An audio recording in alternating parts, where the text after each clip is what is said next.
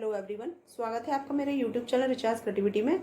आज हम आपको जो टॉपिक लेकर के आए हैं आपके लिए, वो भारतीय शिक्षा का इतिहास संबंधित जो हमारे टॉपिक चल रहे थे, जिसमें हमने विभिन्न प्रकार के आयोगों से आपको अवगत कराया। यानी कि पिछली 2 वीडियो में हमने आपको जो शिक्षा के विकास में जो विभिन्न आयोग के जो सुझाव थे उनसे आपको अवगत कराया था, जिसमें हम 2 आयोगों को आपके सामने रख चुके हैं। जिसमें पहला तो हमारा था विश्वविद्यालय शिक्षा आयोग 1948 और दूसरा था माध्यमिक शिक्षा आयोग 1953। आज जो हम लेकर के आए हैं वो है शिक्षा आयोग, या हम इसको कहते हैं भारतीय शिक्षा आयोग, और एक अन्य नाम से और इसको जाना जाता है जो बहुत ही प्रचलित है, वो है कोठारी आयोग, जो कि 1964-66 के नाम से जाना जाता है। और ये भी हमारे लिए उतना ही महत्वपूर्ण है जितना कि हमने पिछली 2 वीडियो में आपको बताया था। आपने अगर पिछली वाली वीडियो ना देखी हो तो मैं अपने कमेंट बॉक्स में या डिस्क्रिप्शन बॉक्स में उस चीज़ का लिंक डाल दूंगी उन वीडियोस का, तो आप अच्छे से उसको भी देख सकते हो। साथ ही साथ मैं आपको ये बता दूं कि जहाँ पर ये मैंने येलो हाईलाइट किया हुआ है, इनमें हमारे सीटेट और टेट से संबंधित जो भी हमारे एग्ज़ाम्स आते हैं उनके अंदर जो क्वेश्चंस होते हैं वो बहुत ही महत्वपूर्ण होते हैं, तो वहाँ पर आने की बहुत ज़्यादा संभावना होती है। तो वो आप अच्छे से उस चीज़ को देख लीजिएगा। वीडियो को मैं आपको थोड़ी सी समरी बता देती हूँ कि वीडियो के इसके अंदर है क्या। तो जैसे कि हम सभी जानते हैं कि स्वतंत्रता प्राप्ति के बाद देश की आवश्यकताओं को देखते हुए उच्च शिक्षा 1948 तथा माध्यमिक शिक्षा 1952 के आयोग गठित किए गए थे, परंतु इन आयोगों ने अपने अपने क्षेत्र संबंधित ही कार्य किए थे, जो कि मैं आपको पिछली वीडियो में बता चुकी हूँ। तब यह अनुभव किया गया कि ये दोनों अलग अलग हैं, यानी दोनों जो आयोग थे वो अलग अलग अपने ही क्षेत्र में कार्य कर रहे थे, तो उस चीज को यहाँ पर बताया गया है। अतः एक ऐसे आयोग का गठन आवश्यक है जो शिक्षा के विविध स्तरों पर उनकी समस्त समस्याओं को देखकर कार्य कर सके। तब भारत सरकार के 14 जुलाई 1964 के प्रस्ताव में आयोग का गठन रखा गया था, जिसमें कुछ खास व महत्वपूर्ण पहलू रखे गए थे, जैसे राष्ट्रीय एकता व अखंडता की उन्नति पर ध्यान देना, जनता की निर्धनता को दूर करने के लिए प्रयासरत होना, उचित जीवन स्तर सुनिश्चित करना, कृषिकरण, आधुनिक विज्ञान तथा प्रौद्योगिकी, परंपरागत आध्यात्मिक मूल्य, सामाजिक विकास, सभी को शिक्षा, रोजगार, अवसरों में समानता इत्यादि बातें इसमें रखी गई थी, जिसमें शैक्षिक जो विकास पर अधिक बल दिया गया था कि ज़्यादा से ज़्यादा जो है वो शिक्षा का प्रचार और प्रसार हो सके और यहाँ के जो बालक हैं, व्यक्ति हैं, वो अत्यधिक शैक्षिक रूप से विकसित हो सके। तो यहाँ पर इसमें एक चीज़ और बताई गई है कि जिसमें 14 वर्ष की आयु तक के सभी बच्चों के लिए निःशुल्क एवं सार्वभौमिक शिक्षा को रखा गया था, परंतु कहीं ना कहीं आज भी इन नीतियों को पूर्णतः लागू नहीं किया गया, ऐसा दिख रहा है, जिससे बेरोजगारी तथा प्रशिक्षित व्यक्तियों की बेहद कमी है। शिक्षकों के वेतन तथा सेवा की दशाएं अत्यधिक विचारणीय हैं, जो शैक्षिक समस्याओं को तीव्रता से बढ़ावा दे रही हैं। अतः इन सभी कारणों के समाधान हेतु इस आयोग का गठन किया गया था, क्योंकि उस समय बहुत ज़्यादा समस्याएं थीं शिक्षा से संबंधित, शिक्षा के क्षेत्र में।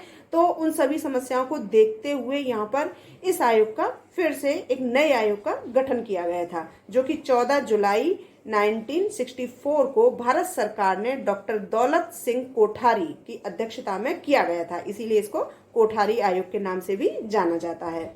इसीलिए इसे भारतीय शिक्षा आयोग अथवा कोठारी आयोग के नाम से भी जाना जाता है।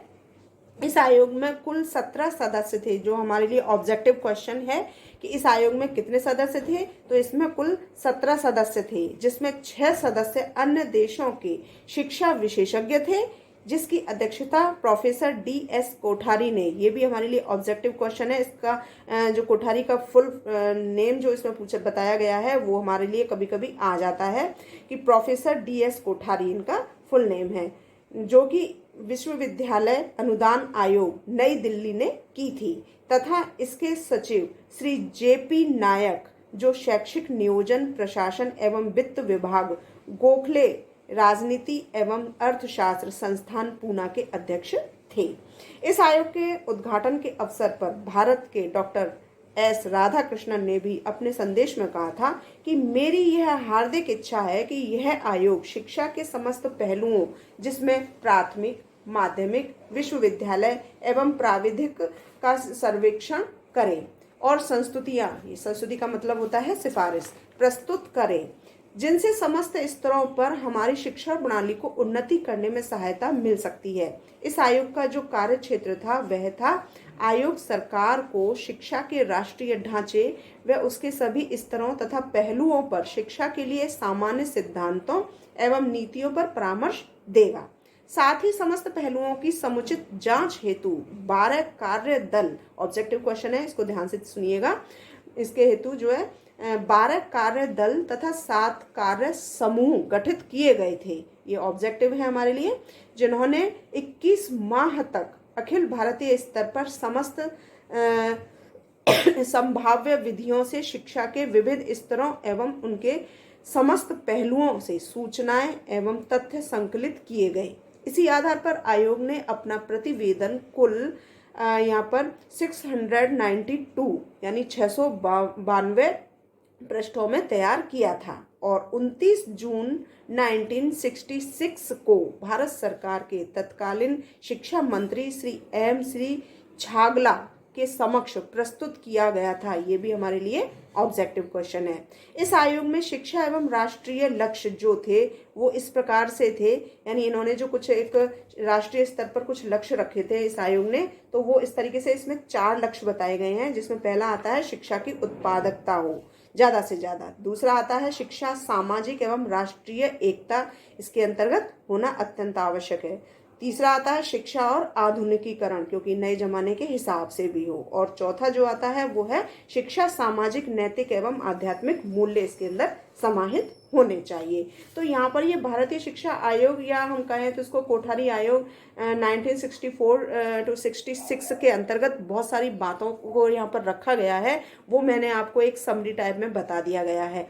अब आपको जहाँ भी जैसे आपको लगता है कि ये पॉइंट यूज़फुल है और ये ऑब्जेक्टिव बन रहा है और हमारे लिए बहुत आवश्यक है, तो वहाँ पर आप वीडियो को रोक सकते हो, पॉज कर सकते हो, अपने नोट्स अगर तैयार कर रहे हो तो वहाँ पर आप वीडियो को रोक करके तुरंत इसको कर सकते हो। तो वीडियो के अंत तक इसमें बहुत सारी बातें ऐसी आएंगी जिनको मैं आपको अवगत कराती चली जाऊंगी। तो चलिए अब वीडियो को हम स्टार्ट करते हैं। जैसे कि आप ये देख रहे हैं कि यहाँ पर राष्ट्रीय शिक्षक नीति 1986, जिसमें 5 जनवरी 1985 को राष्ट्र के नाम संदेश में देश के प्रधानमंत्री राजीव गांधी ने कहा था कि देश को 21वीं सदी के लिए तैयार करना है। इसके लिए नई शिक्षा नीति निर्धारित की जाएगी। अतः नई शिक्षा नीति के निर्धारण हेतु भारत सरकार ने अगस्त 1985 को शिक्षा नीति की चुनौती नीति संबंध परिप्रेक्ष्य नाम से एक दस्तावेज प्रकाशित किया था। ये हमारे लिए ऑब्जेक्टिव क्वेश्चन है, जिसे देश की सभी भाषाओं में अनुदित कराकर लगभग 8 लाख प्रतियां तैयार की गई थीं। ये भी ऑब्जेक्टिव है। देश की सभी राज्य सरकारों एवं संघीय क्षेत्र के प्रशासकों को ये प्रतियां भेजी गईं। समस्त देश में इस दस्तावेज पर व्यापक बहस हुई और सभी वर्गों द्वारा इस पर अपनी अपनी प्रतिक्रिया व्यक्त की। अंत में देशव्यापी विचार विमर्श के उपरांत शिक्षा नीति की रूपरेखा तैयार करके केंद्रीय शिक्षा सलाहकार परिषद central advisory board of education के समक्ष प्रस्तुत की गई। इसकी स्वीकृति के उपरांत 1986 में संसद के बजट अधिवेशन में राष्ट्रीय शिक्षा नीति 1986 एक प्रस्तुति के नाम से एक दस्तावेज प्रस्तुत किया गया। ये भी ऑब्जेक्टिव है, जिसे मई 1986 में, मई के नाम से है 1986 में, तो ये भी ऑब्जेक्टिव है। संसद की स्वीकृति प्राप्त हो गई। इसमें कुल 12 भाग हैं, ये भी ऑब्जेक्टिव है, जिनमें नई शिक्षा नीतियों को लिपिबद्ध किया गया। तो यहाँ पर ये राष्ट्रीय शिक्षा नीति जो 1986 के अंतर्गत बताया गया है कि वो कौन कौन सी बातें इसके अंदर रखी गई थी और किन के द्वारा हुई थी और कब हुई थी, उसमें मंथ एंड ईयर इसमें बताया गया है। तो यहाँ पर जितने भी ऑब्जेक्टिव क्वेश्चन साथ में आए हैं मैंने आपको साथ के साथ बता दिए गए। अब हम आपको ये बताते हैं कि क्रियान्वयन कार्यक्रम, प्रोग्राम ऑफ एक्शन जो भी है, इसके अंदर एक एक्शन लिया गया था इस प्रोग्राम को करने के लिए, तो वो कैसे कैसे किया गया था। तो वो है राष्ट्रीय शिक्षा नीति 1986 के क्रियान्वयन हेतु मानव संसाधन विकास मंत्रालय, भारत सरकार ने 23 कार्यदल गठित किए गए थे। ये 23 कार्यदल इसके लिए गठित किए गए थे। ऑब्जेक्टिव क्वेश्चन है। इनमें प्रसिद्ध शिक्षा शास्त्रियों, विशेषज्ञों एवं वरिष्ठ सरकारी अधिकारियों को सम्मिलित किया गया था। इन कार्यदलों ने अपने अपने कार्यक्षेत्र में स्थिति की समीक्षा करके जुलाई 1986 में अपने सुझाव सरकार के समक्ष प्रस्तुत किए गए। 21 जुलाई 1986 को राज्यों में केंद्र शासित क्षेत्रों के शिक्षा सचिवों तथा प्रशासकों की बैठक में इन सुझावों पर विचार विमर्श हुआ। तत्पश्चात मानव संसाधन विकास मंत्रालय ने एक क्रियान्वयन कार्यक्रम, प्रोग्राम ऑफ एक्शन तैयार किया, जो कि 2 अगस्त 1986 को इस क्रियान्वयन पर केंद्रीय शिक्षा सलाहकार परिषद ने विचार किया। तो यहाँ पर विचार किया। परिषद की स्वीकृति के उपरांत क्रियान्वयन कार्यक्रम में संसद में प्रस्तुत किया गया। संसद ने अगस्त 1986 में इसे स्वीकृति प्रदान की थी और सभी राज्यों को इसके क्रियान्वयन हेतु निर्देशित किया गया। तो यहाँ तो इसको क्रियान्वयन कार्यक्रम जो भी रखा गया था उसको कब और कैसे रखा गया था ये आपको अवगत करा दिया। अब ये देखते हैं कि राष्ट्रीय शिक्षा नीति 1986 को मूल रूप में निम्नवत प्रस्तुत किया गया, यानी इसके अंदर कौन कौन से ऐसे बिंदु हैं जिस चीज को कि यहाँ पर रखा गया था। अब मैं यहाँ पर आपको क्या करती हूँ कि अगर मैं आपको डिटेल में पढ़ करके बताऊंगी तो वीडियो बहुत यकीनन ये 1 घंटे की हो जाएगी, तो जो हम नहीं चाहते। ठीक है, अब यहाँ पर मैं वीडियो को कुछ समय के लिए, कुछ क्षणों के लिए, जब तक ये पॉइंट्स हमारे आएंगे, इसमें 10 पॉइंट बताए गए हैं, तब तक कुछ 2 से 3 सेकंड के लिए रोक करके रखूंगी। उसके बाद फिर आप इसको वीडियो को तुरंत रोकोगे और इसको आप खुद पढ़ोगे या अपने नोट्स तैयार करोगे। तो इसी तरीके से यहाँ पर जैसे इसका पहला आता है इंट्रोडक्शन यानी कि भूमिका। ठीक है, इसके अंदर जो पॉइंट बताए गए हैं, यहाँ पर ये 3 पॉइंट बताए गए हैं, तो यहाँ पर आप इस चीज को देखिए। ये 3 पॉइंट इसके अंतर्गत आते हैं और इन तीनों पॉइंटों को मैं रोक रही हूं और फिर आप इसको यहाँ पर देख सकते हैं। अगला पॉइंट हमारा आता है यहाँ पर शिशुओं की देखभाल और शिक्षा। दूसरा जो पॉइंट हमारा आता है यहाँ पर शिशुओं की देखभाल और शिक्षा, इसके अंतर्गत यहाँ तक ये हमारा पॉइंट है। ठीक है, अगला पॉइंट हम देखते हैं। इसके यहां तक इसके 4 पॉइंट बताए हुए हैं। फिर आता है हमारा तीसरा प्रारंभिक शिक्षा यानी एलिमेंट्री एजुकेशन। इसके अंतर्गत हम यहां ये देखते हैं। 4th पर आता है हमारा यहां पर बाल केंद्रित दृष्टिकोण, ये भी आपके सामने है यहां। 5th पर आता है विद्यालय में सुविधाएं, ये भी आपके समक्ष है।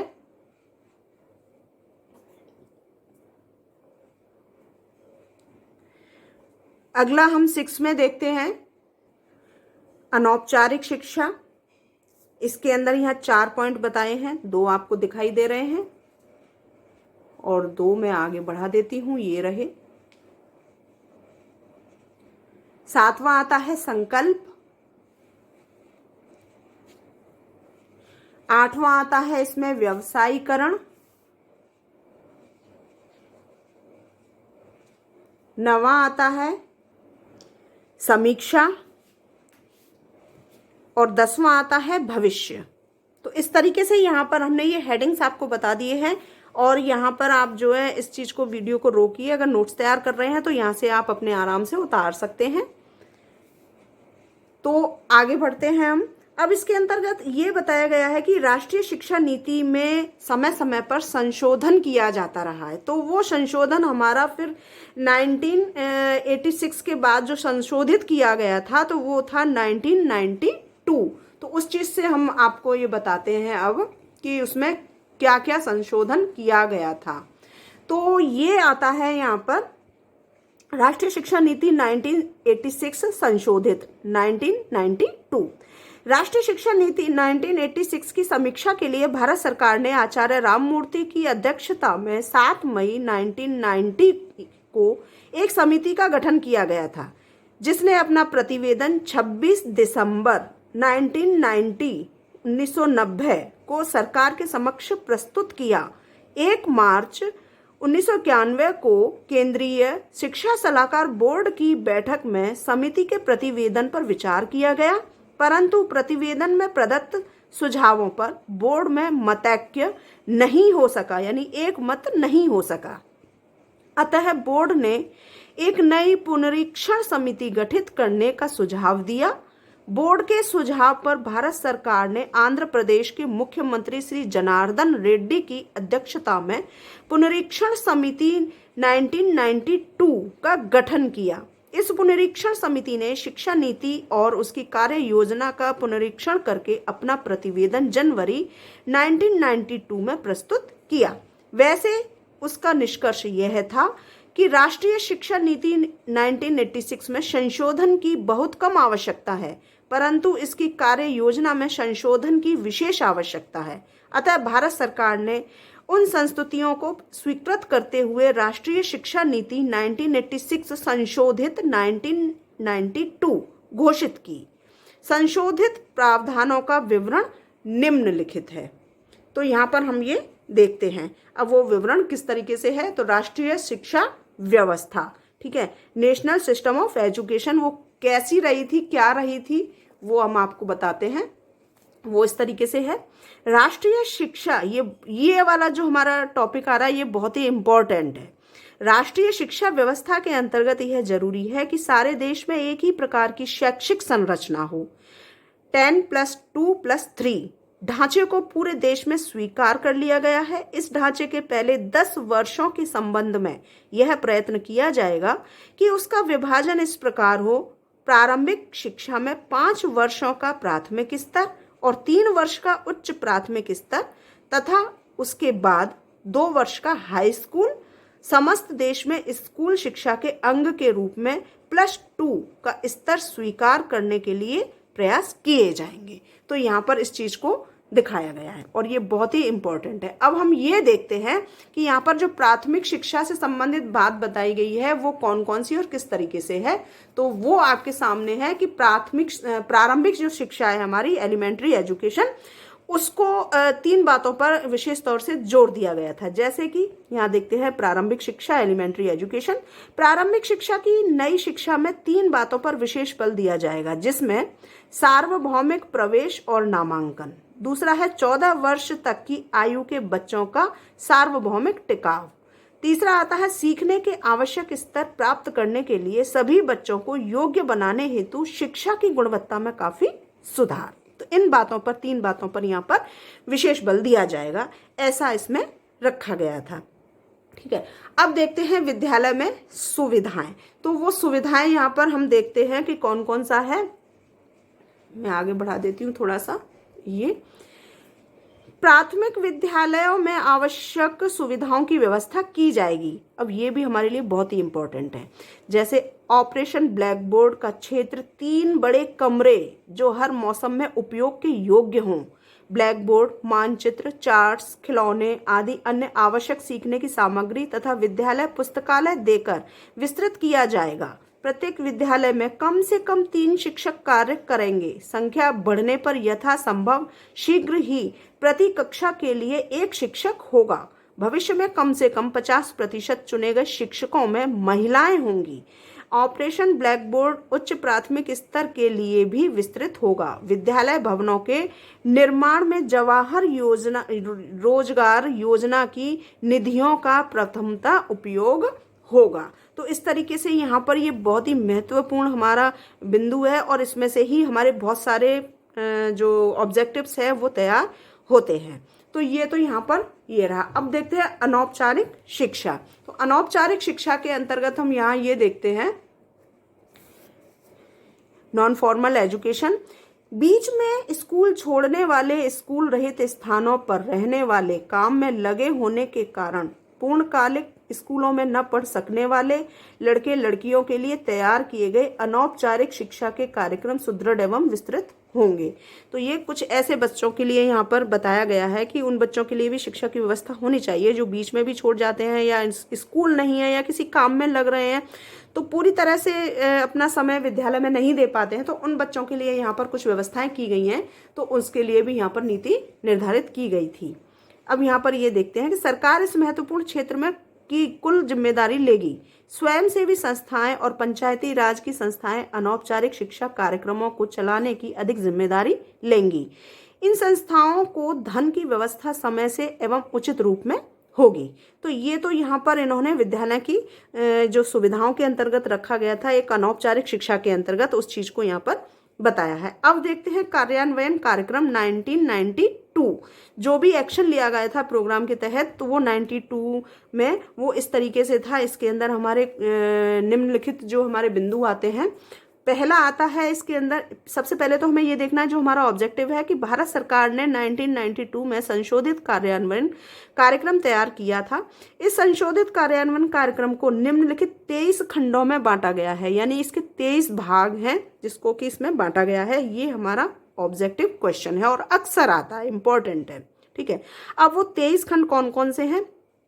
नारी समता के लिए शिक्षा, अल्पसंख्यकों की शिक्षा, अनुसूचित जाति और अनुसूचित जनजाति व अन्य पिछड़े वर्ग की शिक्षा, विकलांगों की शिक्षा, प्रौढ़ एवं सतत शिक्षा, पूर्व बाल्य की शिक्षा, प्रारंभिक शिक्षा, माध्यमिक शिक्षा, नवोदय विद्यालय की शिक्षा, व्यावसायिक शिक्षा, उच्च शिक्षा, मुक्त विश्वविद्यालय उपाधि की रोजगार से विलगता एवं मानव शक्ति नियोजन, ग्रामीण विश्वविद्यालय एवं प्रशासन, अनुसंधान एवं विकास, तकनीकी एवं प्रबंध शिक्षा, सांस्कृतिक परिप्रेक्ष्य, भाषाओं का विकास, जनसंचार एवं शैक्षिक तकनीकी, खेल, शारीरिक शिक्षा एवं युवा, मूल्यांकन प्रक्रिया एवं परीक्षा सुधार, अध्यापक एवं उनका प्रशिक्षण, और 23वां है शिक्षा का प्रबंध। तो ये सारे इन खंडों के अंतर्गत इस नीति को बांध के रखा गया था।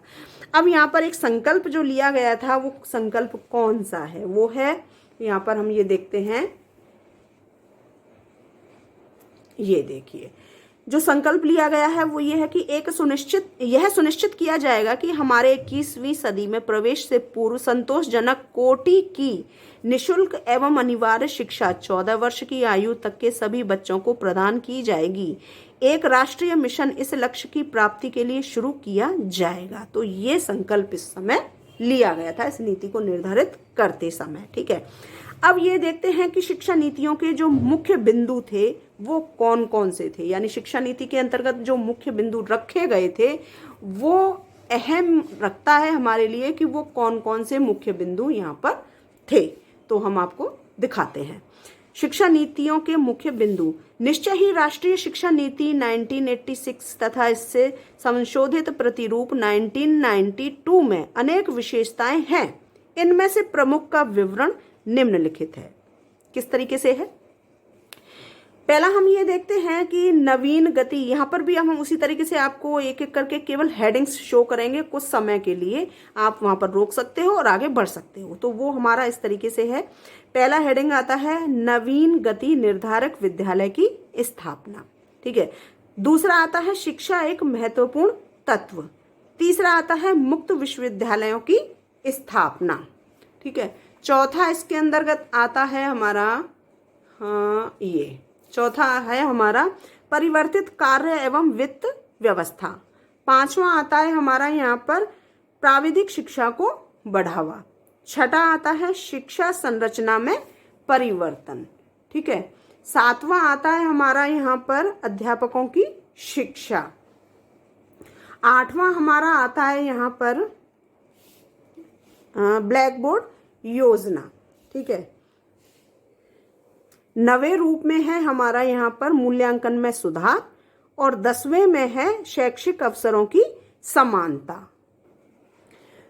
तो 11वां यहाँ पर जो हमारा पॉइंट आता है वो आता है न्यूनतम अधिगम स्तर एवं जवाबदेही।